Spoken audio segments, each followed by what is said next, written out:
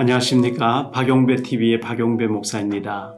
성경은 약속의 책입니다. 구약과 신약인데 구약은 오래된 약속, 신약은 새로운 약속이죠.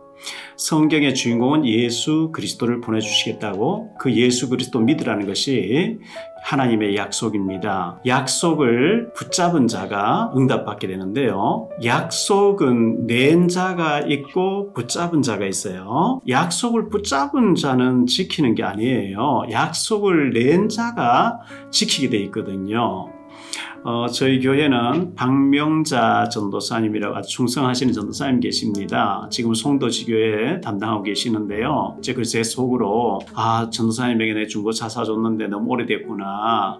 새 차를 좀 빼드려야 되겠다 이렇게 생각한 거예요.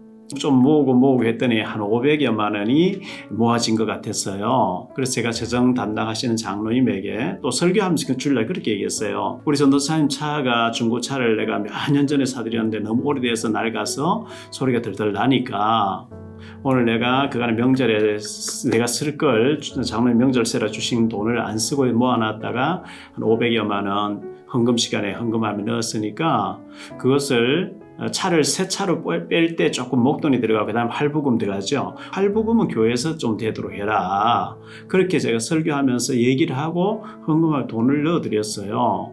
저는 막 일이 많다 보니까 얘기하고 놓고는 그 신경을 못 써요.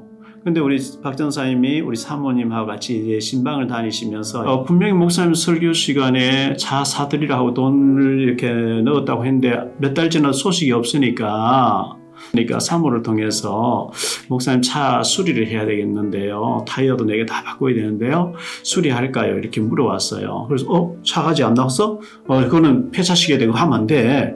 그리고 제가 이제 재정부에 물어봤어요. 차 사드리라고 했는데 어떻게 됐냐니까 재정이 모자라서 다 써버렸대요. 차를 좀 빼드리세요 했어요. 그리고 잊어버렸어요. 또 얘기를 해놓고 난 또 잊어버렸어요. 또 몇 달 기다려도 아무 반응이 없으니까 차 고칠까요? 또 이렇게 물어봤어요. 그래서 차 아직 안 나왔어? 안 돼.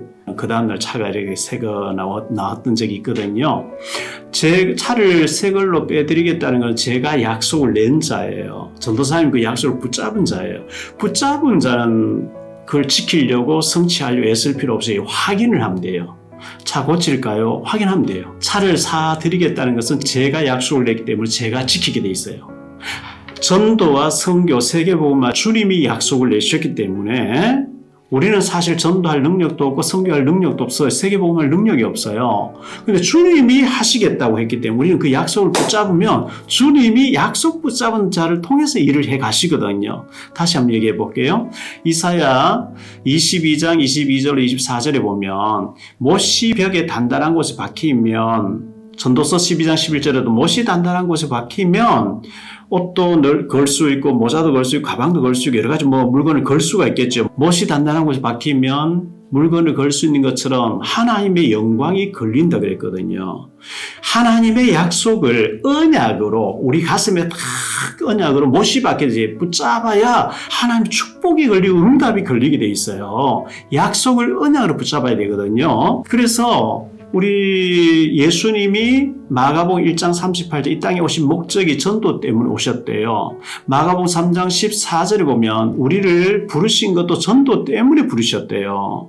베드로전서 1장 9절에 믿음의 결론은 영혼 구원이라고 그랬어요. 마태복음 24장 14절에 더 이상 복음 전할 데가 없으면 주님 재림이 오신대요. 세계 복음화와 주님 재림 시간표가 톱니바퀴 물려가듯이 이렇게 걸려 들어가기 때문에 우리가 전도에 관심이 없고 선교에 관심이 없다. 하나님의 중요한 약속에 관심이 없다는 얘기가 돼버려요. 그래서 우리는 전도 선교는 부담이 아니고 축복인데요. 약속을 확실하게 붙잡아야 되는데 열왕기상 2장 1절로 4절에 보면 다윗이 죽을 날 임박했어요.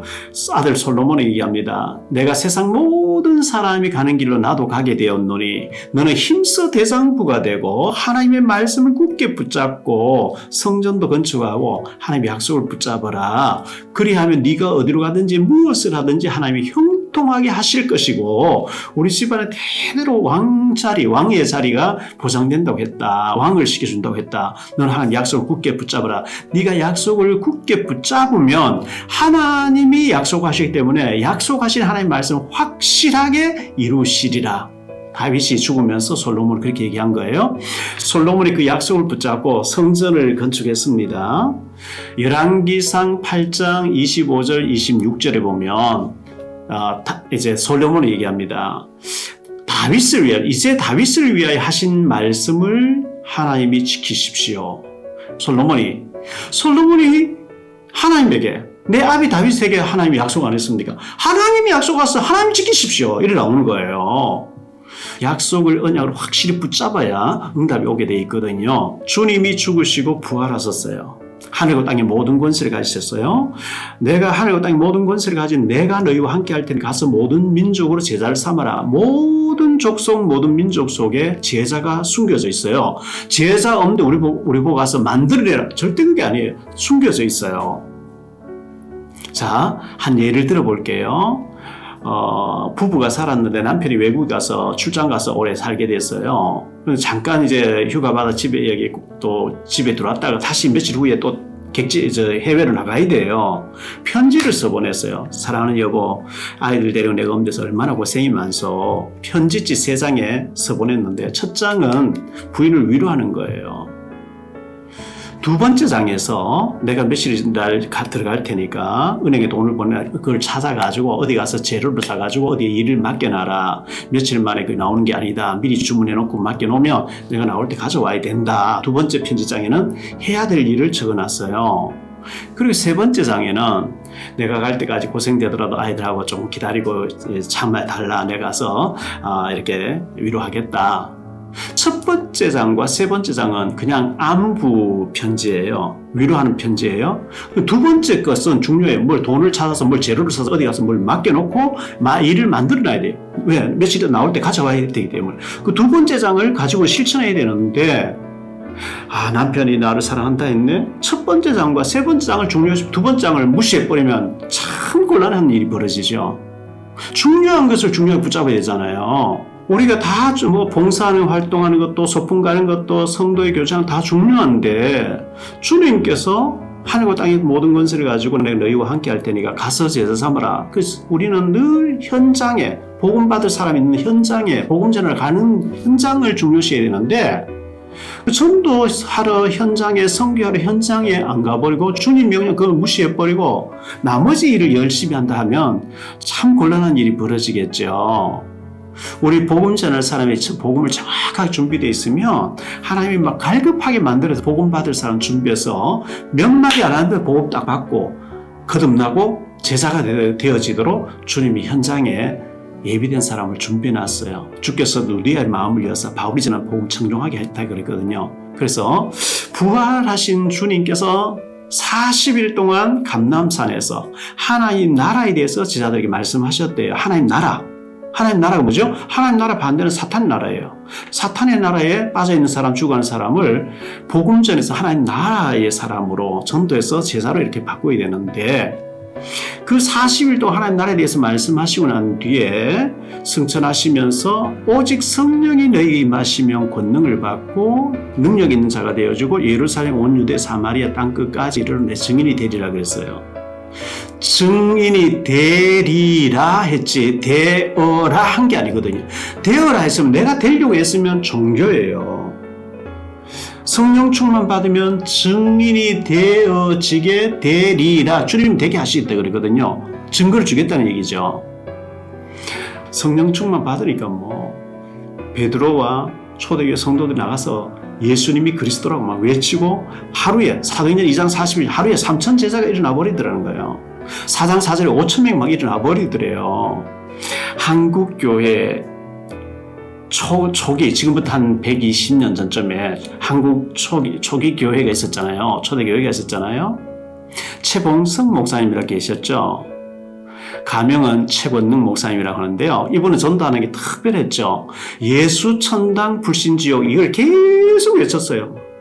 다음 주간에 뭐 신학교 수업이 시험 치는 주간에 계속 나가서 현장에 가서 예수 전당 불신지고 그러니까 일본 순사들 끌고 가서 예수 얘기 듣기 싫다고 막 그렇게 많이 고문을 한 거예요. 때렸어요. 또 다시는 예수 얘기하지 마. 근데 이 최권능 목사님 하신 말씀이 나는 밥 먹는 것도 예수 때문에 먹어. 잠자는 것도 예수 때문에 살아. 나는 살아있는 것 자체가 예수 때문에 살고 있어. 내 몸에는 예수로 꽉 차 있어. 예수 얘기 듣기 싫으면 날 건드리지만 건드리면 예수가 튀어나와. 그렇게 말씀했다고 제가 들었어요. 우리가 정상 피가 건들리면 뭐 찢어지면 피가 훅 쏟아지듯이 이 최권능 목사는 예수로 꽉 차 있으니까 건드리면 예수 전당 불신지옥 나온 것처럼 여러분 어떤 사람은요 염려로 가득 차 있어요. 어떤 사람은 인본주의로 가득 차 있어요. 어떻게 하면 사람이 이용할까? 그 인본주의거든요. 어떤 사람은 불신앙으로 가득 차 있어요. 안 돼요. 어떤 사람은 복음으로 가득 차 있어요. 어떤 사람은 전도로 가득 차 있어요. 어떻게 하면은 이 너무나 좋은 예수님을 전할까? 전도로 가득 차 있으면, 복음으로 가득 차 있으면 그 복음 가진 사람을 주님께서는 자꾸 복음 받을 사람에게 만나게 하시는 거예요. 그걸 뭐 전도라고 그래요. 제 친구 목사님이 수원에서 개척교회 지금 뭐 좀 이렇게 큰 교회를 하고 계시는데요. 개척교회에서 뭐 운영이 잘 안 되니까 아파트 집에서 예배를 드리는데요. 2년 동안 국수만 아침 저녁 해 드셨대요. 그럼 사모님 뭐 계속 설사했다는 거예요. 저는 그때 그 친구 그렇게 어려운 줄 모르고 도와주지도 못했는데요. 나중에 듣고 보니 너무 참 무심했구나 이런 생각했어요. 그 정도로 개척교회가 국수만 삶아서 아침 저녁으로 몇 년을 드셔야 될 정도로 어렵잖아요. 그래서 우리 목사님, 사모님 그리고 중직자 여러분들 전도를 즐겨보세요. 안 된다고 포기하지 마시고요. 생명이 살아나는 거, 주님이 안 되는 거 억지로 우리 보고 이를 갈면서 해보라 그게 아닙니다. 전도는 전할 사람이 준비되어지면요 너무 쉽고 즐거운 것이고 너무 좋은 거예요. 그래서 전도를 즐기시기를 바라고요. 전도가 잘 안 되어지면 어떻게 되나요? 마태복음 10장 12절 13절에 보면 이렇게 말씀했어요. 너희가 어떤 성이나 어떤 집에 들어가든지 먼저 그 집에 평안하기를 빌어라. 만약에 너희가 빈 평안이 그 집에서 받을 준비가 안 돼 있으면 그 축복이 너희에게 돌아온다 그랬거든요. 우리가 현장아 전도 열매 없다. 그 축복이 돌아오면 자기에게 온대요. 축복이 열매 안 나와도 그 축복이 내게 와요. 그렇기 때문에 걱정하지 마시고요.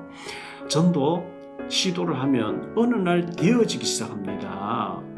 물이 100도 되면 막 끓기 시작하잖아요. 그 100도 되기 전에 계속 좀 되어지는 과정이 있어요. 잘 안 되어져도 전도를 계속 생각해 보세요.